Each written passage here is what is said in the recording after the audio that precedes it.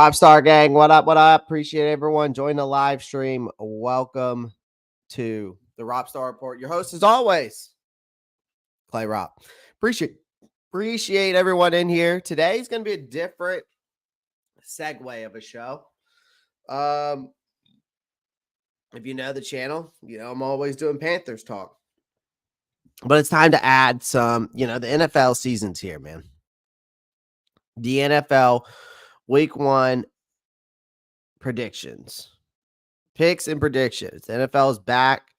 Again, this is going to be a season. I think it's going to be one of the best NFL seasons we've had in a very, very long time. I have a really good feeling this year is going to be a lot of competitive football games. I think now we got the preseason officially in the rearview mirror. We're set to action. It's clear that the Kansas City Chiefs are once again the team to beat in this league. And they're reigning back-to-back Super Bowl champs. All right. They're going to face some fierce competition too. And not just familiar powerhouses, but also from a slew of up-and-coming teams looking obviously to make their mark. Right. So Week 1 is here. I want to dive into the first round of NFL picks and predictions, because as this offseason was basically a whirlwind, a lot of mixed anticipation, lots of speculations, a lot of teams overhauling rosters, right? Stunning 6 quarterbacks drafted in the first round of the draft, right? These changes are going to set the stage for some truly compelling matchups and storylines as the season kicks off. All right. So I appreciate everyone joining the live stream. This is just normally I'm doing Panthers content, but today, man, we're doing NFL too. Like this is an NFL show. All right. It's not just Panthers, it's NFL. All right. Isaiah comes in and says, football is back. Let's go. James Island, love the content. Crazy, man. Crazy. Appreciate you with that $4.99 donut. So I appreciate you, James Island, for that $4 donut. Thanks for the great content, homie. No problem, man. Broski, what's up? Broski Bear says, I can actually see the Panthers winning streak. One, they aren't going winless. And Saints might be just as trash. This game, the Panthers have a chance to win. Wow, Broski Bear. You touched my heart, man. I think I'm gonna cry. Broski, what's up, man? I appreciate you joining, but I appreciate the kind words, my guy. I appreciate the kind words. I appreciate the kind words. It's too good. Thank you, Broski, though. Hey, we'll see, man. I'm working. So you guys, if you watched the NFC South Roundtable last night, by the way, if you haven't watched it, go watch it. New live out right now. If you missed it last night, it's up, ready to roll. We had a great time last night, of course, over there on the NFC South Roundtable. Of course, also go check that out. Okay, go over there, like, subscribe. We're almost to 1,000 subscribers on the NFC South Roundtable. Actually, I'm going to pull that up right now. Anthony Brown, what's up, man? I'm going to pull that up right now. Guys, make sure you do me a favor as you're coming in. Make sure you pound the like button. We're going to go through each and every single game of Week 1. We're going to go through each and every single game. Of course, I'm on my lunch break, so if you guys are on your lunch break, have a nice little lunch, grab a snack, grab your popcorn, grab whatever you want, whatever you're eating, come on in and join, just sit back, relax, and enjoy the show. All right. I'm trying to pull up the NFC South Roundtable right now because I want y'all to see something. Look at this. Okay. We are almost. Look. 800. Look at that. Almost. I'm going to pull this up. I'm going to move myself out the way. 849 subscribers. We only need 151 more subscribers. So do me a favor, share the channel, like the live, go watch the live, do what you need to do. Do your due diligence. Like, subscribe, share, the 4 things that you could do. So do me a favor, go over there, make sure you get us to 1,000 subscribers. We're almost there. We're only 14 videos in, by the way. All right. 14 videos in. So do me a favor, go check it out. All right. All right. Let's get in it.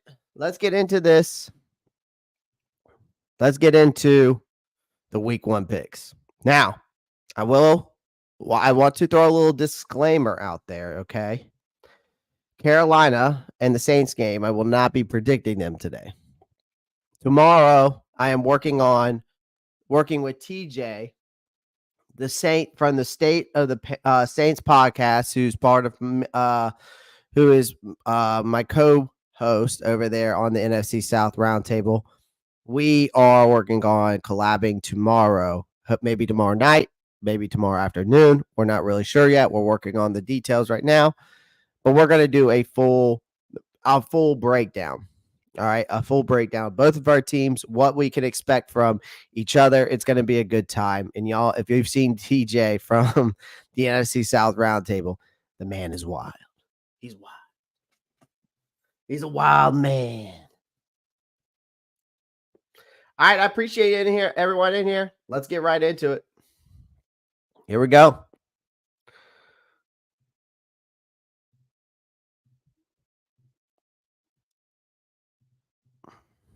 Let's get right into it, folks. All right. As you can see, the week 1, and I'm going to edit myself real quick. Move myself out the way. All right. NFL week 1 picks. We're starting off with the Kansas City Chiefs. That is tomorrow night's game. Now, we're getting to start off with the NFL season. Couldn't start off with more of a thrilling matchup. On paper, this probably is the game of the week, even though I'm looking forward to that Green Bay and Falcons game. Honestly, all the primetime games, basically the Kansas City Chiefs game, the Eagles game, the Lions game, the Jets game, those games are going to be insane. But the Chiefs might not have hosted the AFC Championship. The Chiefs might not have hosted the AFC Championship last season, but they get the honor kicking off the 2024 season.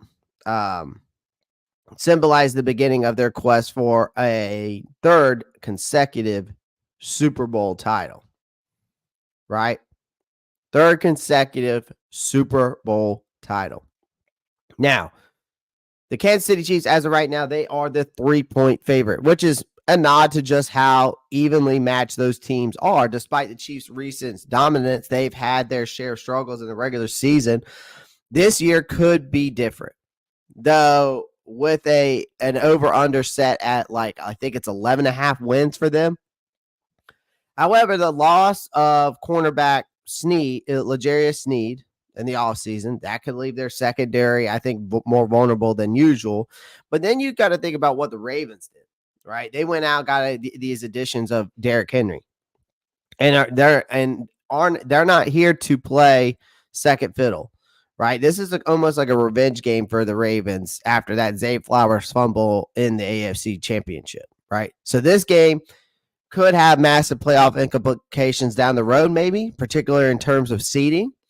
And Kansas City stumbled in last year's opening, betting against them at Arrowhead, even against a formidable Ravens squad, to me just seems unwise.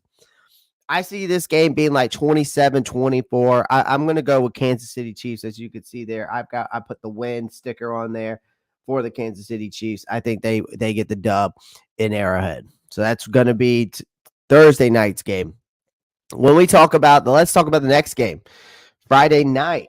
you got the Philadelphia Eagles, and this is the game in Brazil, Sao Paulo, I think is how you pronounce it. I'm not sure.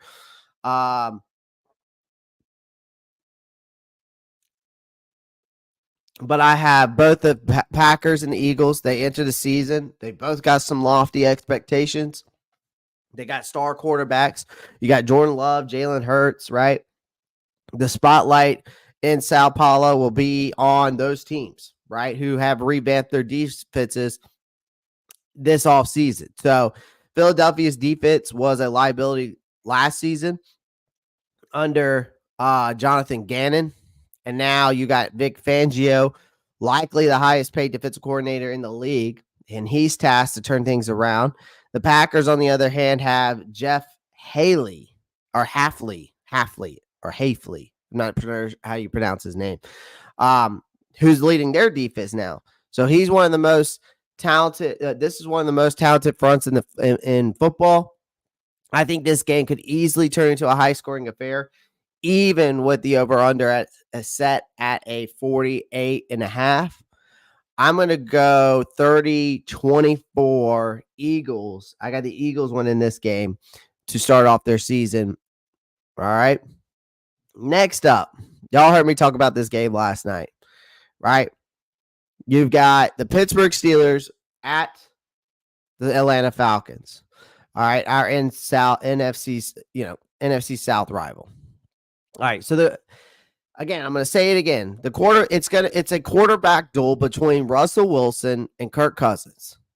I think it's going to be an entertaining game, but it also feels like I'm watching another episode of SpongeBob where it's Mermaid Man and Barnacle Boy with these two veteran quarterbacks. You know what I mean? Like, this game is going to serve as a legitimate test for both franchises as they are assessing whether their new quarterbacks can lead them to glory. You know, if you think about it, Russell Wilson's departure from Denver was costly for the Broncos, who took an $85 million dead cap hit just to get rid of him. They took an $85 million dead cap just to get rid of Russell Wilson. The Steelers, meanwhile, see Wilson as a significant upgrade over Kenny Pickett, which I can see that too. Then on the flip side, the Falcons are banking on Cousins, despite his age and recent Achilles injury, to lead them back to success. But we've seen it time and time again where the Falcons have had a legitimate team, and they always have, guess what, fell short. But in this game, you got both teams who are taking risk, right, in Cousins, and the Falcons seem to seem better.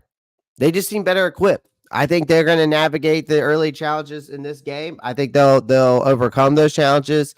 I think the Falcons win this game 24-19. 24-19. I'm going to go with that. It's a weird score, but I'm going to go with it. All right. Next up, we got the Arizona Cardinals and then the Buffalo Bills.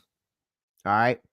The Arizona Cardinals and the Buffalo Bills. Now, before looking at the Buffalo Bills as a team, as a whole, I think everyone's eager to see how this offense particularly is going to be with Josh Allen after he lost Stephon Diggs. And then you lose guys on the defensive side of the ball, of course, like Jordan Poyer, Micah Hyde in the offseason. So when you look at Josh Allen's options at the receiver room, it's thin. I think Curtis Samuel's probably going to end up being that number one guy there. I think Keon Coleman's a guy who probably could get you 700 yards. And I think Shakir is a guy that maybe gets you 500 and a couple touchdowns. But I don't see any more out of that wide receiver room.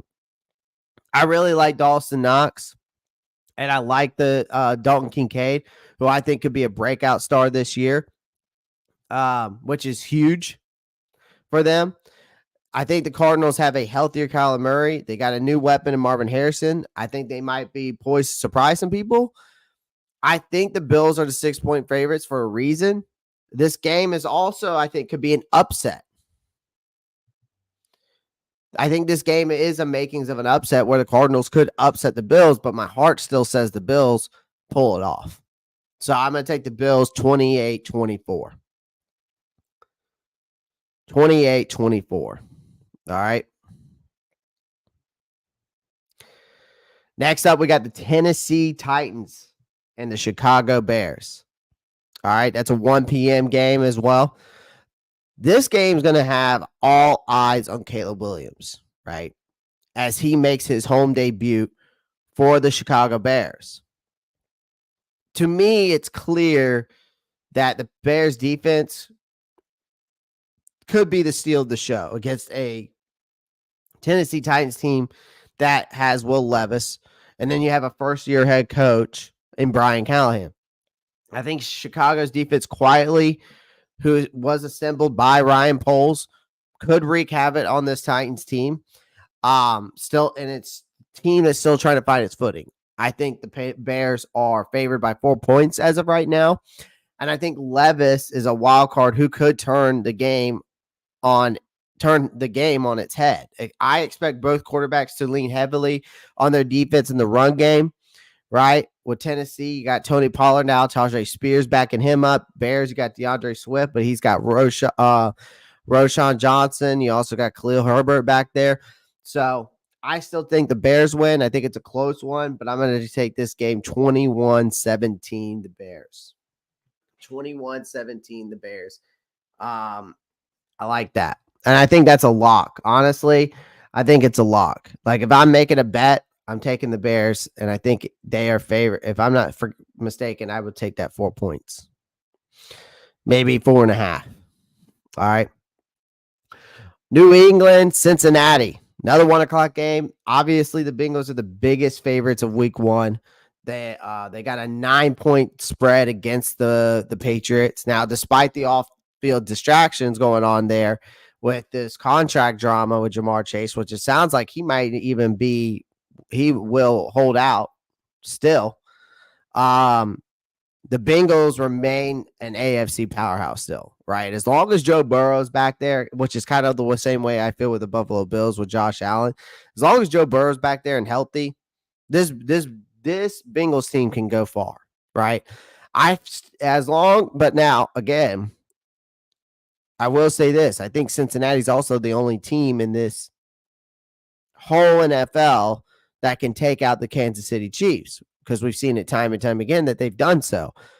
But if Jamar Chase isn't on this team, and I don't think it's going to come to that, I do think they will figure out a deal. But again, they don't have a chance against the Chiefs. I think Jamar Chase gives them the best chance, but I still think this team's a powerhouse, even without Jamar Chase. The Patriots are basically rebuilding, right? They got Jacoby Brissett at the helm, but the Bengals saw Jacoby Brissett last year at the Browns, so they know his tendencies, right? So I think sooner or later, Drake May is going to take over. I think the New England's defense, particularly without Matthew Judon, will have its hands full against a Joe Burrow and his array of weapons. I'm taking the Bengals in this, though. Either way, obviously, I don't think it's going to be that close. I think it's going to be at least 10 points. I think the Bengals win like 24-14. Something like that. Yeah, all the prime games, Doug, are going to be great. Go Steelers. Yeah. Unfortunately, I mean, I'm rooting for the Steelers, right? But I just think Atlanta wins this game. I'm rooting for Pittsburgh and Washington. Yeah, I can see why that is. Yeah. I mean, I'm rooting for them too. I'll be rooting for them too. But again, I'm going with my picks here. Next game, guys, we're going to go into the Houston Texans and the Indianapolis Colts. All right, 1 o'clock, another 1 o'clock game. As of right now, the Texans are riding high after that offseason. We saw them at offensive, defensive rookies of the year, right? You get CJ Stroud, Will Anderson back again, right? Who both have, you got them last year. But along with key veterans like Stephon Diggs, you bring in Daniel Hunter as a 2.5-point favorite. I think they're poised to make a statement against the Colts. However, I think this Colts team won't be some pushover, right? You got Anthony Richardson back under center. I think this matchup is going to be an early test for both young quarterbacks against some tough defensive fronts. The momentum might not carry over from last season, but I think the Texans look ready to prove that they are forced to be reckoned with in this AFC. I'm going to take the Texans. I think it's going to be close. I'm going to go 27-23, the Houston Texans. I think I like the Texans. I like the Texans. Appreciate everyone joining the live stream. Make sure you pound the like button, hit that subscribe button. Yeah, this is not something normally I do, but this is something I'm going to be normally doing throughout the season. So let's get right into the next one here. Jaguars and the Miami Dolphins. As you can see, I got the Miami Dolphins winning. I think this is going to be a matchup that's going to be a lot of fireworks, right? I think you got two of the NFL's most explosive offenses, actually. I think the Jaguars do have a very, very nice offense going into this season. And these guys are going to be going head to head. Tyreek Hill, Jalen Waddle. Obviously, they wreak havoc with their speed, but you got to look at Jacksonville's new additions. You get Brian Thomas, right? You brought in Gabe Davis. You still have Christian Kirk. You got Evan Ingram. You got Travis Etienne, right? I think those guys give you a good chance in a fight in a game like this against an explosive Miami Dolphins, right? The Jaguars, they revamped their defense. They got key acquisitions, Eric Armstead. They got Darnell Savage, right? You still got Josh Allen Hines. I'm not sure how he changed it now, but you're facing a Miami team with a high octane offense, and that is a brutal test for week one, right? If the Jaguars can stifle the Dolphins, they could look at a championship caliber defense, but I'm taking that speed over the Jacksonville Jaguars. I'm going to go Dolphins 28-24. All right, 28-24. Skipping the Carolina Panthers game, and we're going to go right into the New York Giants and the Minnesota Vikings. Now, this game could be a dud, okay? This one could be an absolute snooze fest, all right? But there are potential for some excitement when you got Justin Jefferson and Malik Neighbors on the field. Now, unfortunately, the quarterback matchup between Daniel Jones and Sam Darnold doesn't inspire much confidence, right? I think both quarterbacks are going to struggle with turnovers and they've had troubles with staying healthy, but they both have an opportunity to change those narratives this season, right? You got Sam Darnold, who's trying to prove that he just doesn't see ghosts, that he was the reason why he got picked so high in that draft. He's trying to prove himself. Same thing with Daniel Jones, trying to prove himself as well. But the Giants are the slight underdogs at home. I think this game could go either way, but I like the Giants to win this game, and I think it's going to be because of Dable. I like what he brings as a coach. I think he just outcoaches the Giants or outcoaches the Vikings, even though I do think O'Connell is a good coach. But I think the Giants win 24-18. I'm taking the Giants. All right. Next up, we got the Las Vegas Raiders versus the Los Angeles Chargers. All right. All eyes are going to be on this game, will be on Jim Harbaugh as he makes his NFL return with the Chargers. Now, known for turning around programs, Harbaugh has high expectations in Los Angeles, especially with now that you have the gunslinger and Justin Herbert at your quarterback. The Raiders, they have their bridge quarterback. That's what he is. Gardner Minshew is nothing more than a bridge guy, right, under center. So that doesn't pose much of a threat, in my opinion. I think the Chargers are favored only by 3 points, but this game has a blowout in potential to me. I'm taking the Chargers in this one, and big. Give me the Chargers 31-17. 31-17. And that is a 4 o'clock game. We got another 4 o'clock game. Denver Broncos at the Seattle Seahawks. Now, this matchup between former division rivals, now centers around one of the worst trades in NFL history, if you think about it, right? From a Denver's perspective, at least, Russell Wilson's gone. The Broncos moving forward with Bo Nix, the highest drafted quarterback they've ever taken since John Elway. Seattle favored 5.5 points. They're relying on a mix of veterans and young talent. Denver's defense has improved, but Knicks faces a tough challenge in that defense against a Mike McDonald's defense. I still don't count the Broncos out, but give me the Broncos 24-20 in this prediction. Give me the Broncos 24-20. I think the Broncos win. All right. Next up, the next game, we got the Dallas Cowboys and the Cleveland Browns. Another 425 game. All right. Now, the Cowboys secured a crucial contract extension finally for CeeDee Lamb. There's question marks that remain about Dak Prescott's future. I think, meanwhile, the Browns are a team with Super Bowl aspirations, despite the lingering concern about Deshaun Watson's play. Dallas boasts one of the league's best pass rushes, while Cleveland's secondary, led by Greg Newsome, is among the best. But we also can't forget about Myles Garrett and that defensive line. The Cowboys are slight underdogs in this game, but they have the talent to make this a close contest game. I'm going to take the Cowboys in this. I'm going to go Cowboys 24-21. I'm taking the Cowboys. All right. Next game, we got another 4-25 game. You've got the Washington Commanders at the Tampa Bay Buccaneers. If you're hunting for one of the most interesting games placed in the late afternoon, look no further, because you got a clash between the Washington Commanders and the Tampa Bay Buccaneers. Last year, the Bucs playoff victory last season.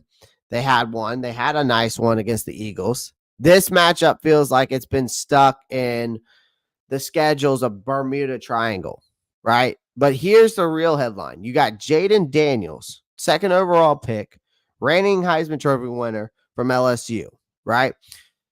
He's going to be under center for the Commanders because Daniels, I think, is poised to be one of the most exciting rookie quarterbacks this season. I like him a lot.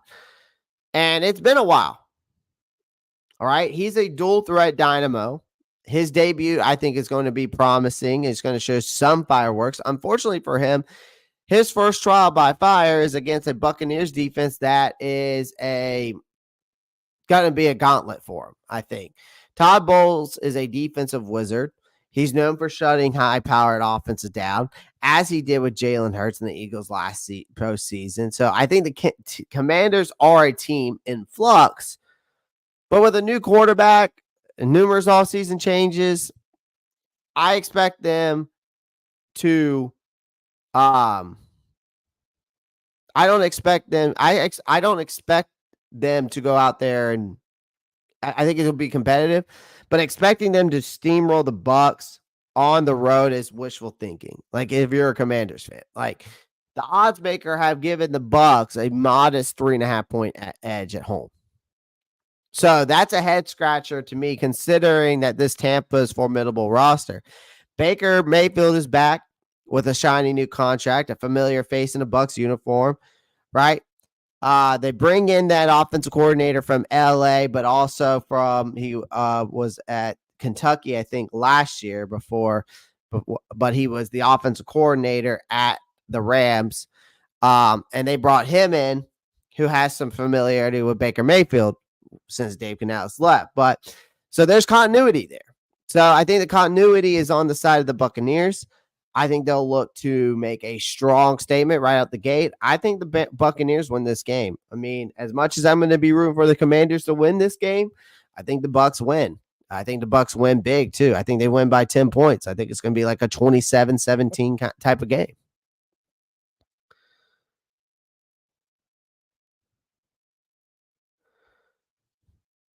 I want to know how healthy Hubbard looks going to look as well. Yeah, we'll see. Go first. I mean, Commanders. Jesus. Stafford versus Detroit. Goff versus the Rams. Yep. Then that's the next game. Los Angeles Rams. The Sunday night football, 8:20 p.m. EST. I think this is going to be an electrifying showdown. You got Matthew Stafford returning to Detroit for a primetime spectacle. Stafford, who swapped the Lions for the Rams, went and won a Super Bowl, now faces his former team. The Lions, meanwhile, have been splashing cash like they're on a game show. Big money deals were handed out like candy to Jared Goff, Amon-Ra St. Brown, Penei Sewell, all secured their financial futures there and are central to Detroit's ascension in the NFC. But let's talk about the Rams real quick, right? For the first time in forever, there is no number 99 on the field terrorizing offensive lines. Aaron Donald's retirement, to me, has left a huge gap. And while you can't truly replace a one-of-a-kind talent, the Rams will have to create creative to fill that void. Now, they did go out and get a guy like Braden Fisk out of Florida State. They also brought alongside him the other FSU boy, the defensive end. Oh, my gosh.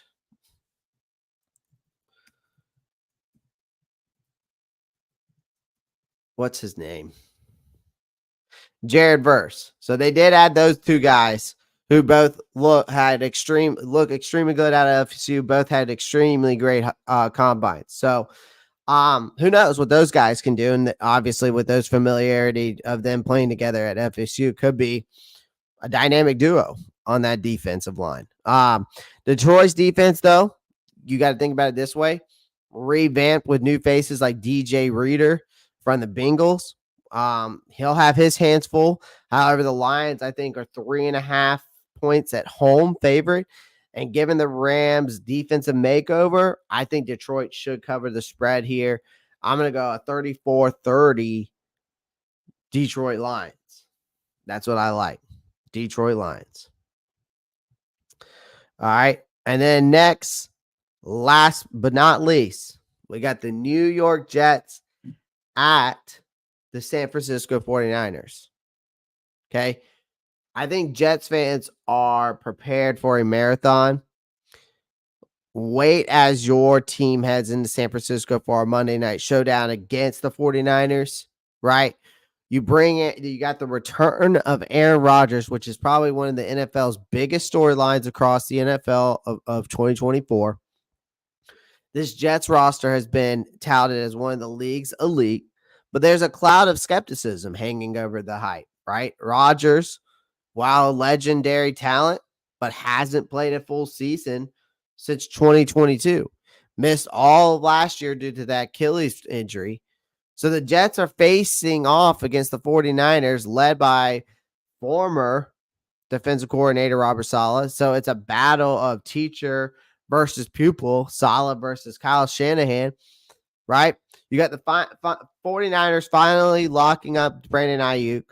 Boast a potent offense and a defense that would while slightly a little bit suspect, it's still elite, right? The 49ers are 3.5 point favorites, and despite predicting low scoring affair, the reigning NFC championships to me will likely hold court at home. Give me the 49ers 24-20 at home. At home. So those are my NFL Week 1 picks. I will be dropping, obviously, I will be doing another live tomorrow in regards to the Panthers and Saints game. And possibly Friday we'll be also talking about some more stuff this week. So make sure you do me a favor. Make sure you pound that like button, hit that subscribe button. Today is just a quick live. I wanted to break these game down for you. So I appreciate everyone joining the live stream. Do me a favor. Make sure you pound the like button, leave a comment, hit that subscribe button, share the live. Also, do me a favor. Check my link tree down below. Go follow all my social media. Also, go check out the Discord. It is for free. You can connect with me in there. Trying to grow that community. Trying to grow this community. we are on the road to 6,000 subscribers. I mean, we are on the road for 10,000 subscribers. I'd love to reach 10,000 subscribers by the end of the season. I think we can do that. Right now, we're at 50. We're at 5360, something like that. 5,360. Where are we at? Let's see. We're at 5,360. So we're on the road to 6,000 subscribers now. But at the end of the season, I'd like to reach 5,000 or 6,000 subscribers. So appreciate everyone joining the live stream. Again, do me a favor, smash that like button, hit that subscribe button if you haven't already. Make sure you click that post notifications bell, and I will see you guys on the other side. Love you guys. Be safe. And as always, keep pounding. Peace.